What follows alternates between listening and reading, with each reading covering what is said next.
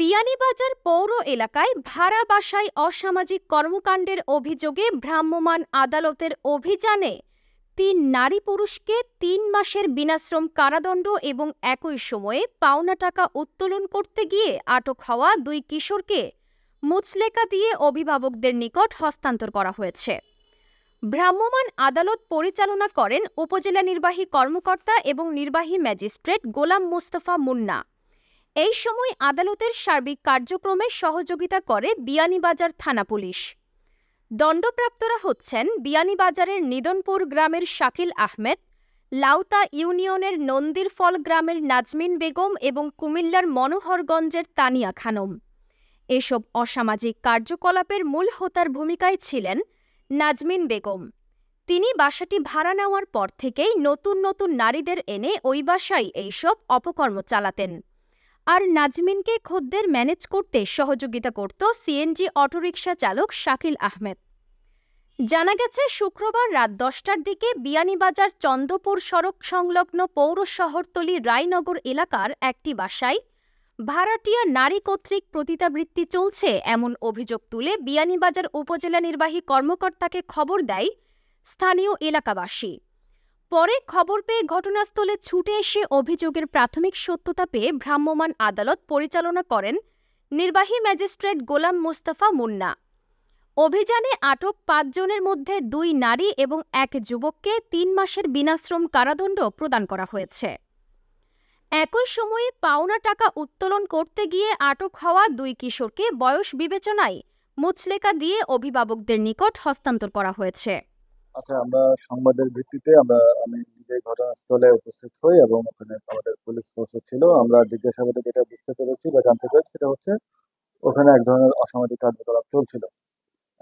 এটা এই সূত্রে উদ্ঘাটিত হওয়ায় আমরা টোটাল স্পট থেকে আটক করেছিলাম ২ জন নারী এবং ৩ জন পুরুষকে। এর মধ্যে যে ২ জন নারী ছিলেন ওনারা সরাসরি যুক্ত ছিলেন বলেই আমরা প্রমাণ পেয়েছি। ওই ২ জনকে ৩ মাস করে বিনাশ্রম কারাদণ্ড দেওয়া হয়েছে এবং পুরুষদের মধ্যে একজন যে অনেক আগে থেকে এই বিষয়ের সাথে ইনভলভ, তাকে ৩ মাস বিনাশ্রম কারাদণ্ড দেওয়া হয়েছে। আর যে ২ জন এখানে ছিল মাইনর, যারা ওদেরকে যেহেতু মাইনর তাদের বয়স এখনো ১৮ হয়নি, সেই বিবেচনায় আমরা আপাতত রেখেছি। কালকে সকালে আমরা যথাযথ আইনের যেগুলো প্রসিডিউর আছে সেটা মেনটেন করে সেটা নিষ্পত্তি করব। সেটা একটা প্রসিডিউরাল বিষয়। আমরা তাদের বয়সটা নিশ্চিত হওয়ার চেষ্টা করব। বয়স নিশ্চিত হওয়ার পর পরবর্তী স্টেপ আমরা নেব।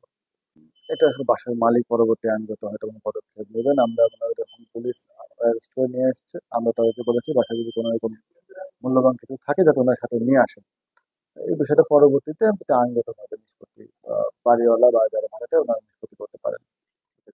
বিভিন্ন সূত্রে জানা গেছে প্রায় বিয়ানীবাজারের অনেক জায়গায় বাসা ভাড়া নিয়ে এ ধরনের অসামাজিক কার্যকলাপের তথ্য পাওয়া গেছে। বিভিন্ন পেশার আড়ালে এক শ্রেণীর লোকজন নারী ও পুরুষদের বিবাহ বহির্ভূত এই ধরনের কর্মকাণ্ড করে আসছে।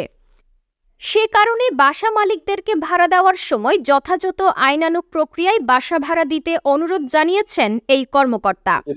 এটা অবশ্যই নীতিমালা হচ্ছে, এটা খুব সাধারণ একটা বিষয় যে যখন কোনো একজন বাড়িওয়ালা ভাড়াটিয়া রাখবেন উনি অবশ্যই প্রথমত তাদের পরিচয় এবং তাদের পেশা সম্পর্কে নিশ্চিত হবেন।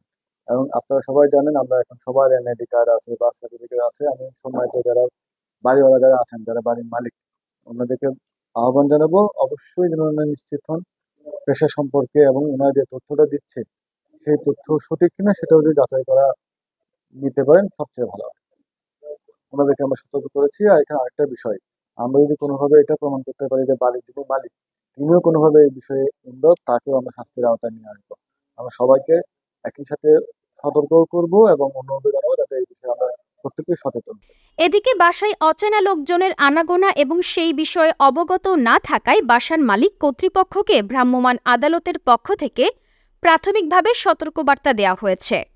Sujana Yasmin, desk report, the local Times.